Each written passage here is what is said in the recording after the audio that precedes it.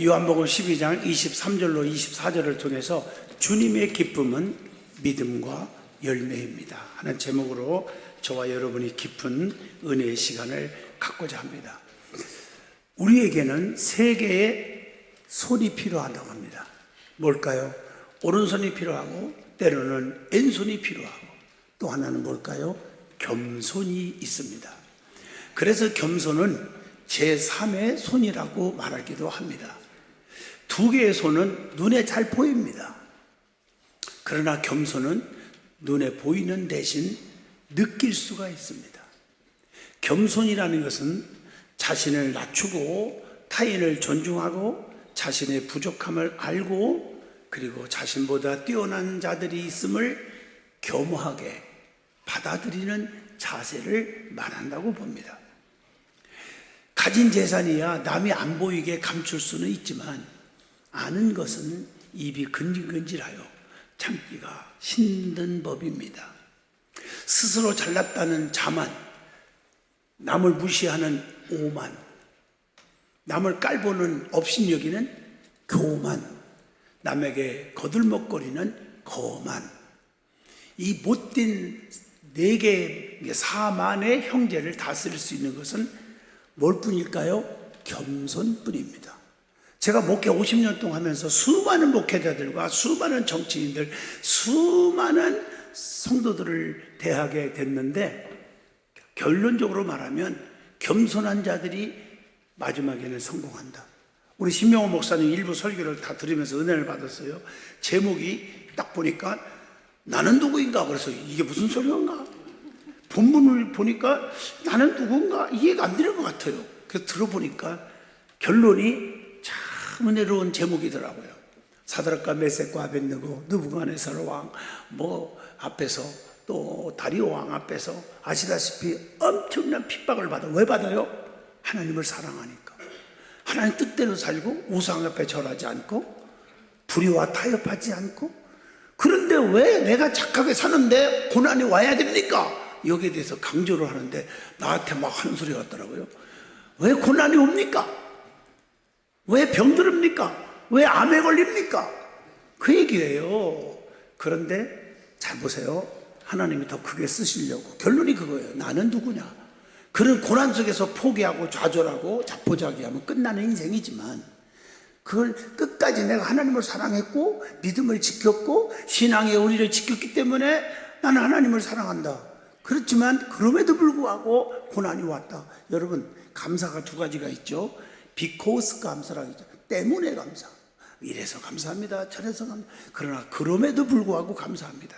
이들은 낙심하지 않고 원망하지 않고 고난을 겪었어요. 그렇지만 우리는 그걸 겪냐 이거예요. 하나님 왜 해필이면 납니까? 그러면 내가 다 당해야 됩니까? 그렇게 원망할 때가 있잖아요. 내가 누구냐 이거예요. 그런데 마지막에 결론은 뭡니까? 그 엄청난 고난이 왔을 때 그걸 극복하니까 그 무시무시한 사자의 입을 봉해버리고 그 뜨거운 불 속에서도 머리털 하나 끄실리지 않게 하나님의 살아계심을 보여주지 않습니까? 결론이 중요한 거예요. 결론이. 나는 그걸 많이 오늘 일부 설교 들으면서 은혜를 받았어요. 여러분들도 꼭 들어보세요.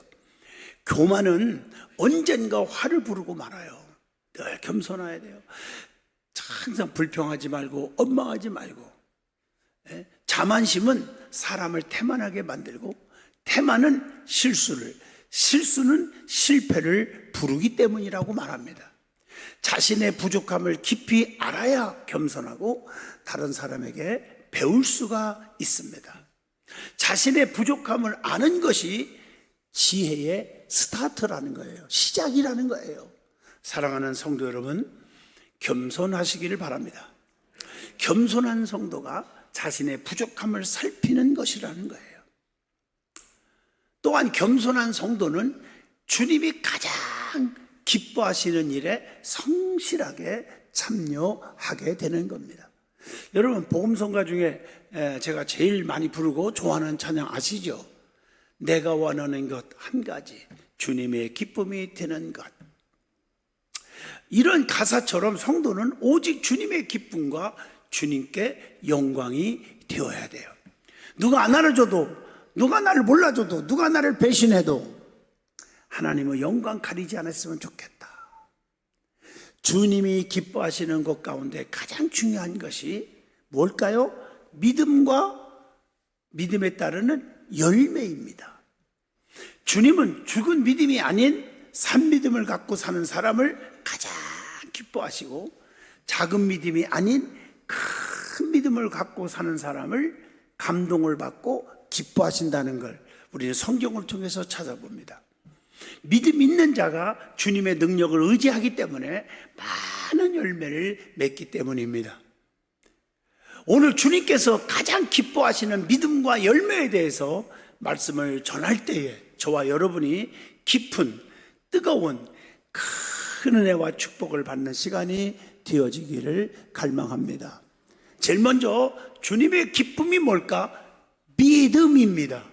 여러분, 히브리서 11장 6절 너무 좋아하는 말씀이죠. 믿음이 없이는 하나님을 기쁘시게 하지 못하나니, 거꾸로 말하면 믿음이 있으면 하나님이 제일 기뻐하신다, 그 말이에요.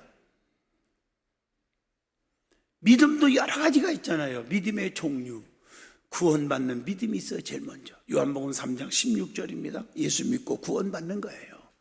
믿는 자는 심판을 받지 않고 믿지 않는 자는 벌써 심판을 받은 거라고 요한복음 3장 18절에 말씀을 드립니다. 그래서 로마서 6장 23절 죄의 싹은 사망이요, 이렇게 말했어요. 로마서 5장 8절 보면 예수님께서 죄를 없이 하시려고 십자가에서 처참하게 피 흘려 죽으셨다고 말씀합니다. 그래서 주님을 믿기만 하면 사도행전 16장 31절 주 예수를 믿으라 그리하면 너와 내 집이 구원을 받으리라. 그리고 축복받는 믿음이 있어요. 마태복음 5장 22절 너희의 의가 서기관과 바리새인보다 더 낫지 못하면 결코 천국에 들어가지 못하리라. 여러분, 믿음이 있어야 천국에 가고 믿음이 있어야 하나님의 기적이 일어나는 거예요. 믿음 있는 사람은 감사가 넘칩니다. 그래서 감사로 믿음을 고백하면 영육이 구원받는 사람이 된다고 누가복음 17장 19절을 통해서 교훈을 합니다. 히브리서 11장 6절에 뭐라 하겠습니다. 하나님께 나아가는 자는 반드시 그가 계신 것과 또한 그가 자기를 찾는 자들에게 뭘 주셔요? 상 주시는 이심을 믿어야 할지니라. 주님께 충성할 때 상을 주신다는 사실을 믿는 거예요. 이 믿음이 있기 때문에 남한테 오해를 받고 빈잔을 들어도 환난이 오고 핍박이 와도 누가 안 안아줘도 목사님들이 안 안아줘도 괜찮아요. 상이 있다는 게 믿어지기 때문에 열심히 하는 겁니다. 믿음으로 드려진 자에게는 뭐가 또 따라요? 마가복음 12장 44절에 보니까 칭찬과 축복이 따라옵니다.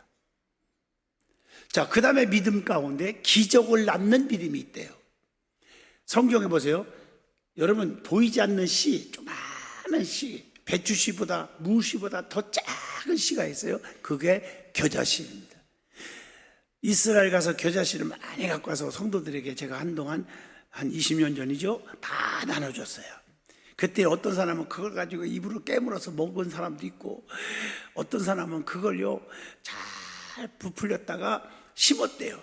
베란다에다가. 그들이 이게 쫙 자라는 걸 가지고 저한테 온 사람도 있었어, 우리 교인 가운데.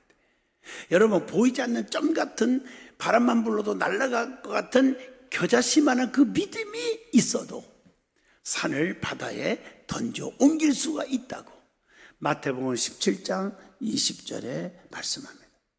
그렇다면 왜 우리에게 이런 기적이 안 일어납니까? 점보다 작은 겨자씨만한 믿음이 없기 때문이라 그래요. 그래서 성경의 믿음에 따라서 기적이 체험된다는 거예요. 사도행전 14장 8절로 10절의 말씀입니다. 요한복음 5장 9절을 말합니다. 자, 그 사람이 곧 나아서 자리를 들고 걸어가니라. 이날은 안식이니 불가능을 가능케 하는 믿음의 능력이 나타났습니다. 또 믿음은 산 믿음이 있고 죽은 믿음이 있다. 다 아는 말씀이지만 야고보서 2장 26절에 영혼 없는 몸이 죽은 것 같이 행함이 없는 믿음은 죽은 것이니라.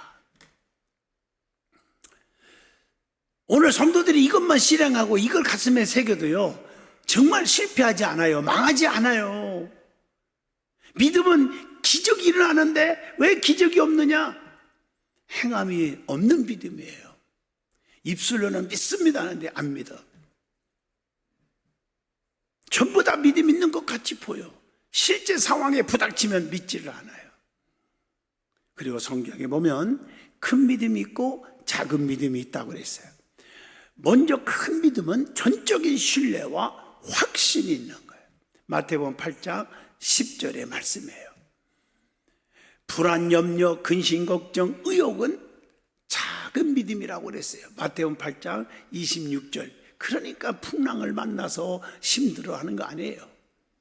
마태복음 8장 26절 보면요, 작은 믿음을 가진 자는 예수님께로부터 뭘 받아요? 책망을 받아요. 믿음이 작은 자들아 왜 의심하느냐, 이렇게 책망을 받아요. 남편 풍랑, 아내 풍랑, 직장 풍랑, 사업 풍랑, 건강 풍랑, 가족 풍랑, 풍랑이 왜 이렇게 심합니까? 믿음이 작기 때문이라고 말씀하고 계십니다. 그 다음에 일하는 믿음과 잠자는 믿음이 있대요. 데살로니가전서 1장 3절 말씀을 참고하십니다. 그래서 진짜 일하는 믿음을 가지세요. 사람들이 일을 할 때 열매가 있는 거예요. 제가요, 연수원에서 나무도 심고 그랬는데 성도들이 어제도 한 40-50명 오고, 지난번 할렐루야 성가대가 한 50-60명 와가지고 막 4시까지 안 가고 너무 좋아가지고 그러고 갔는데, 막 보리수 막 잔뜩 따먹고 또 막 오디도 따먹고 앵두도 따먹고 막 그러는데, 근데 저희 나무를 이렇게 심다 보면 또 천두복숭아가 어디 있는 것까지 안 알려줬는데 다 따가 먹고 있더라고요. 많이 열었는데. 그런데 보세요. 그 열매를 맺을 때까지 그냥 맺었다고 생각하세요? 한쪽 구석통이 우리 산 밑에다가 심은 나무들은 열매 하나도 안 맺어요. 왜? 저도 심어놓고 잊어버렸어요. 그 열매인지도 몰랐어. 과일나무인지도. 보니까 나중에 하는데 엊그제 보니까 과일나무더라고요. 근데 나무는 커졌는데 열매가 없어. 가꾸지 않아서 그래요. 이 일을 해야 되는 거예요. 사람이 손길이 닿아야 되는 거예요. 집도요, 아무리 으리아리한 집을 줘도요, 몇 달 동안 비워보세요. 곰팡이 냄새로 꽉 차요. 이게 여러분들 다 잘 아는 사실이잖아요. 움직여야 돼요. 성도는 움직이는 믿음, 일하는 믿음이 있어야 될 줄로 믿습니다. 잠자는 자, 게으른 자는 주님의 진노를 당한다고 마태복음 25장 32절에 말씀합니다. 교회 안에서 여러분들이 왔다 갔다 그냥 예배만 드리지 말고 좀 일을 하시기를 주 이름으로 축복합니다. 그 다음에 믿음을 보여주는 방법이 있어요. 야고보서 2장 17절로 18절 보면 행함이 없는 내 믿음을 내게 보이라. 나는 행함으로 내 믿음을 내게 보이리라 하리라 그랬어요. 뭘 통해서 보여야 됩니까? 여러분들이 믿음을 좀 보여줘 보세요. 뭘 통해서? 고백을 통해서 믿음을 보여주란 말이에요. 마가복음 9장 24절이에요. 내가 믿나이다. 나의 믿음 없는 것을 도와주소서. 여러분, 주님은 기적을 행하시기에 앞서서 우리의 신앙 고백을 요구하는 거예요. 요한복음 11장 26절 보면 무릇 살아서 나를 믿는 자는 영원히 죽지 아니하리니 이것을 네가 믿느냐? 이렇게 주님은 제자들에게 한결같이 고백을 요구하잖아요. 믿나이다 할 때 죽은 자를 살리잖아요, 주님이. 마태복음 16장 15절에 봐도 너희는 나를 누구라 하느냐? 고백을 듣고 싶은 거예요. 다 알면서도. 주는 그리스도십니다. 살아계신 하나님의 아들입니다. 그때 주님이 다 알지만 바요나 시몬아 네가 나를 정말 기쁘게 하는구나. 네가 복되도다. 여러분, 입술로 날마다 주님께 향한 믿음의 고백을 하셔야 합니다. 요한복음 1장 49절 보니까 나다네일이 이렇게 말하잖아요. 라비요, 당신은 하나님의 아들이십니다. 당신은 이스라엘의 임금이로소이다. 이렇게 고백을 하잖아요. 저도 가끔 가다가 사람인데도 고백을 좋아해요. 그래서 하나님이 나의 힘이 되신 여호와여 내가 주님을 사랑합니다. 참 좋아하잖아요. 그래서 기차를 타고 KTX를 타고 가면 옆자리에 있는 사람한테 내가 어떤 사람 같아요? 어떤 사람은요 선생님 같으래요. 어떤 사람은 회장님 같으래요. 한 말 안 해요. 그 옆에 있는 사람한테 당신은 내가 어떤 사람 같습니까? 목소리 보니까 목사님 같으래요. 알았어요. 휴게실에 내렸길래 왼쪽 놈은 가만 놔두고 오른쪽 놈은 내립시다. 내려가지고 아이스 커피도 사주고 핫도그도 사주고 다 사줬어. 내가 잘했죠. 여러분, 이 고백이 중요해요. 목사님 참 귀하십니다. 참 겸손하십니다. 목사님 대단하십니다. 힘이 되는 거예요. 우리 부목사님들, 우리 담임 목사님 만날 때마다 용기를 주고 힘 있는 얘기를 하란 말이에요. 아멘. 저한테도 목사님 올로가 되더니 팍 늙어 보입니다. 그 사람은 그때부터 기도 안 해요. 내가 목사님 어째서 이렇게 젊어 보입니까? 좀 아부라도 좀 하시라 이거야. 내가 그런 것 정도 분별 못하는 사람은 아니라는 거죠. 여러분, 이 고백이 참 중요해요. 내가 주님을 사랑하는 거 주님이 하시지 않습니까? 고백이 중요해요. 그 다음에 기도를 통해서 믿음을 고백하고 보여주는 거예요. 야고보서 1장 6절 아시잖아요. 조금도 의심하지 마. 의심하는 사람은 바닷물에 밀려 요동하는 바닷물결 것 같다, 이렇게 말했어요. 믿음 있는 자는 기도하는 모습을 통해서 알게 됩니다. 누가복음 18장 5절 말씀. 믿음으로 구하는 것은 하나님께서 모두 다 확실하게 들어 응답 주신다는 거예요. 의심하지 말고. 야고보서 1장 6절 말씀처럼. 그리고 간절히 구하는 거, 간청이라고 그러죠. 간청하는 기도는 주님에 대한 믿음이 있기 때문에 하는 거라는 거예요. 마태복음 15장 27절의 말씀입니다. 그래서 믿음대로 된다는 것은 구한대로 된다는 것입니다. 이걸 아셔야 돼요. 마태복음 8장 13절 백부장에 이르시되 가라 네 믿음대로 될지어다 하시니 그 즉시로 하인이 나으니라. 이 말씀이에요. 기도는 믿음의 표현이요, 믿음을 지켜나가는 것은 강한 좋은 무기가 되는 거예요. 마태복음 26장 41절 그래서 시험에 들지 않게 깨어 기도하라 마음에는 원이로되 육신이 약하도다, 이렇게 말하고 있습니다. 그리고 열매를 통해서 믿음을 보여주는 거예요. 마태복음 7장 20절입니다. 그들의 열매로 그들을 알리라. 사과가 이런 거 보니까 사과나무였네. 이야, 나는 진짜 이 피복숭아도 좋아하고 단단한 복숭아를 큰 걸 좋아하는데 심고 보니까 열매 보니까 천두복숭아 조그마한 거네. 또 보리수 옆에 열매가 막 맺혔는데 보니까 개복숭아네. 열매를 보고 아는 거예요. 정말 나무가 커도 열매 보기 전에는 알 수가 없더라고요. 도대체 알 수가 없어요. 자, 그리고 믿음 있는 자의 모습에는 용기와 사랑과 그리고 희생이 반드시 있다는 겁니다. 자, 믿음 있는 자는 뭐가 있다? 용기. 사도행전 4장 20절 말씀입니다. 어떤 환난이나 박해가 두렵지 않다는 거죠. 마태복음 5장 11절 말씀. 환난과 시련이 믿음의 진보를 가져다 준다는 거예요. 빌립보 1장 12절입니다. 많은 분들이 몸이 되게 아프고 사형선고 받고 치료받은 다음에 또 어떤 사람은 사업에 실패해서 너무너무 고난 속에서 사는 사람들이 극복하고 나서는요, 믿음이 얼마나 잘하는지 몰라요. 그러니까 여러분이 사업이 안 된다고 좀 힘들다고 몸이 아프다고 낙심하지 마세요. 그를 통해서 하나님께로 가까이 가게 하고 하나님 앞에 기도하게 하고, 그래서 마지막에는 믿음이 뜨거워지니까 성령의 능력을 받으니까 그때부터는 기적만 일어나는 거잖아요. 어릴 때마다 기도하면 착착착 해결이 되는 거예요. 더 좋은 것이 준비되어 있더라는 거예요. 그래서 믿음이 있는 자들은 가만히 보면 사랑이 넘치는 것을 볼 수가 있어요. 믿음 없는 사람은 조금만 마음에 안 들면 핀잔하고 혈기 부리는데, 믿음 있는 사람은 아니에요. 사랑이 넘쳐요. 요한일서 4장 20절 꼭 읽어보시기를 부탁드립니다. 요한일서 4장 20절 보면 하나님을 사랑한다 하면서 형제를 미워하면 거짓말하는 것이다. 그 믿음의 성도는 마땅히 사랑이 넘쳐야 합니다. 요한복음 13장 34절 새 계명을 너희에게 주노니 서로 사랑하라.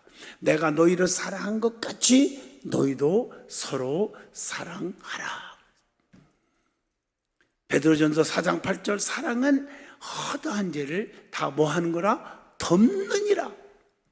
말과 혀로만이 아닌 행함과 진실함으로 사랑하는 것이 믿음이라고 요한일서 3장 18절에 말씀을 줍니다. 하나님을 사랑하는 것은 뭐예요? 너희가 나를 사랑하느냐? 말도 듣지 마. 내 계명을 지키라. 내 계명을 지키는 자가 나를 사랑하는 것이니라. 요한일서 5장 3절로 쭉 나오잖아요. 그래서 계명이라는 것은 쉬운 건 아니죠. 그래서 요한복음 5장 3절에도 그렇게 말씀하고 계신 겁니다. 믿음 있는 자는 반드시 희생이 따라요.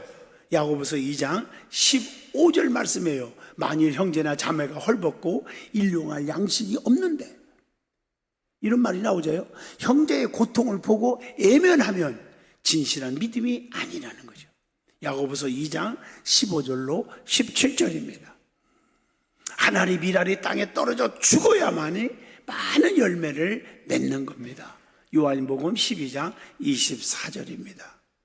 지금 눈에 보이는 세계만 바라보고 발을 동동 구르지 말고 미래를 멀리 바라보고 겸손과 인내와 사랑과 온유한 마음을 가지고 살아가시기를 바랍니다.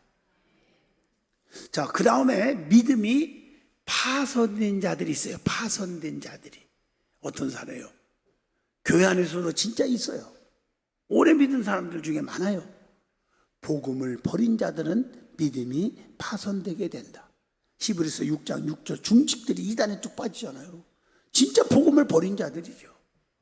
주님의 말씀에 순종치 않으면 영생의 기회가 사라진다고 마태복음 19장 22절로 23절에 말씀합니다.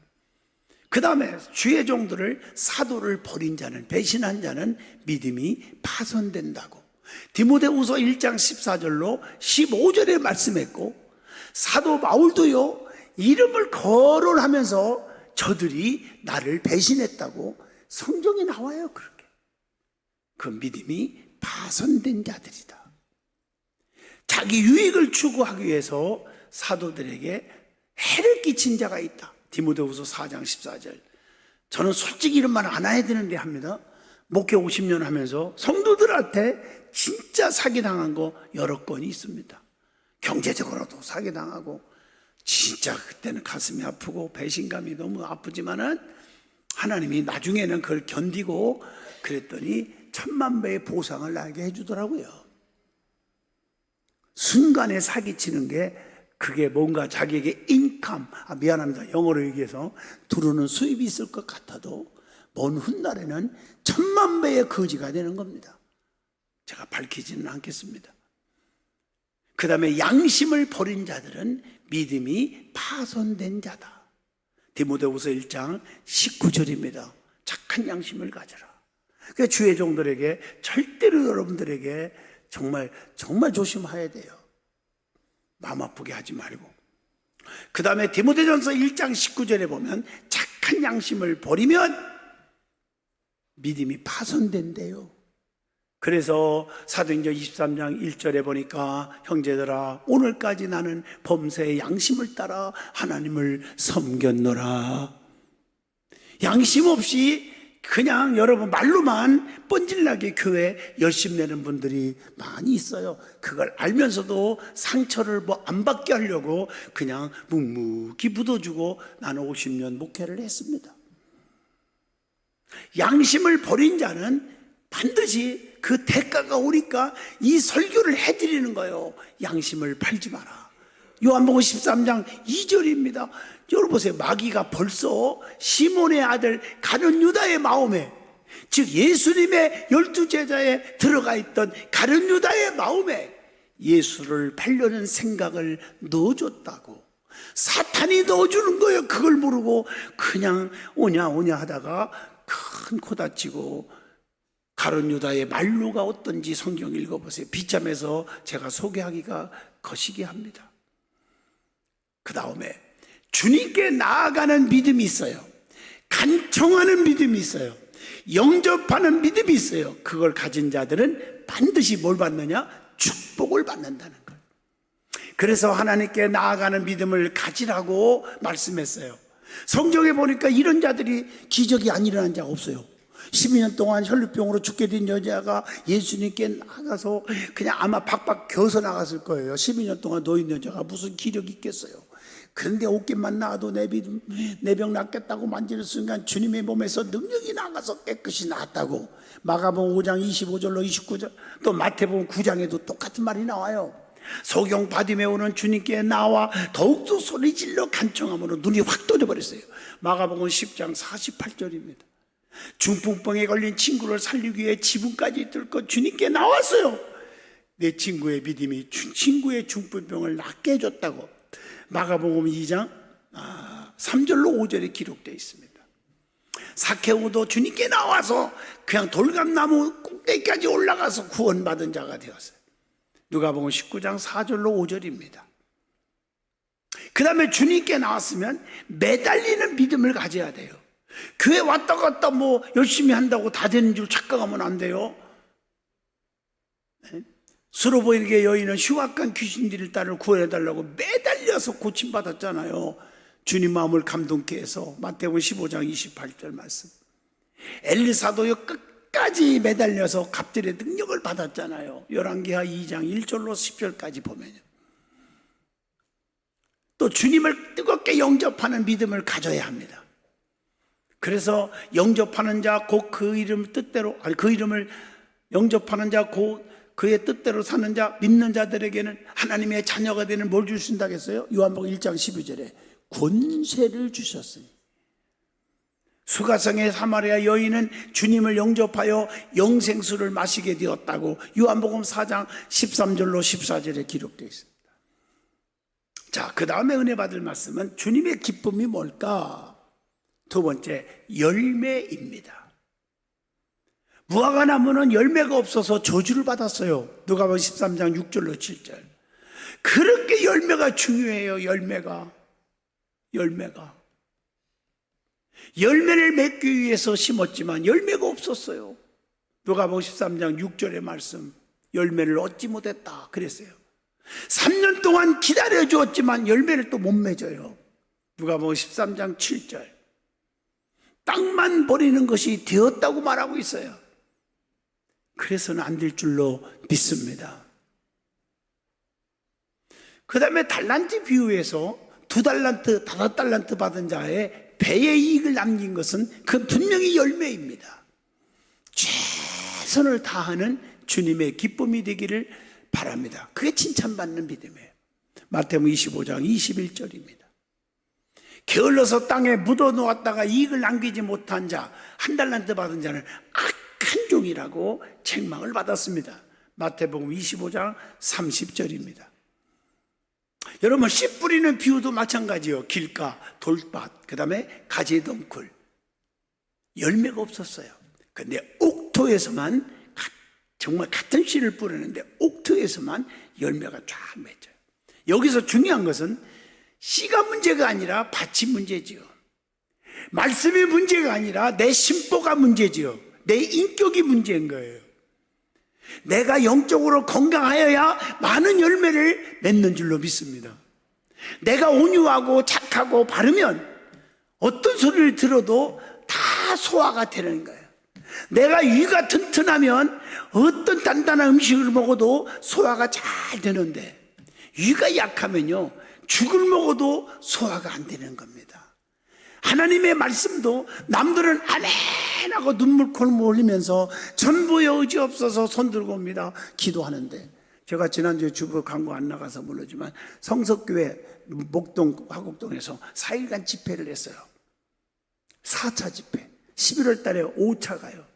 내년 3월에 6차, 내년 11월에 7차. 다 잡혀놨어요 지금요. 나만 오라고 하는 거예요. 교회가 지금 회복되고 있어요.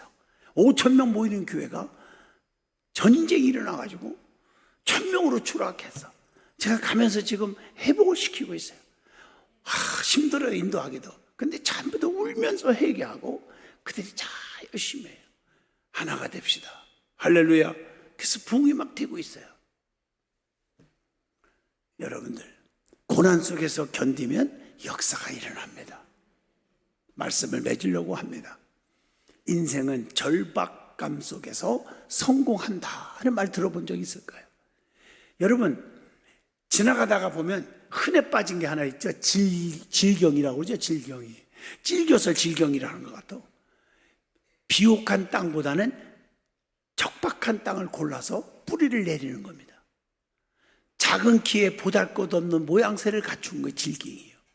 그래서 살아남는 거예요. 질긴 식물이에요. 질경이가 청박한 땅을 고르는 것은 이유가 있어요.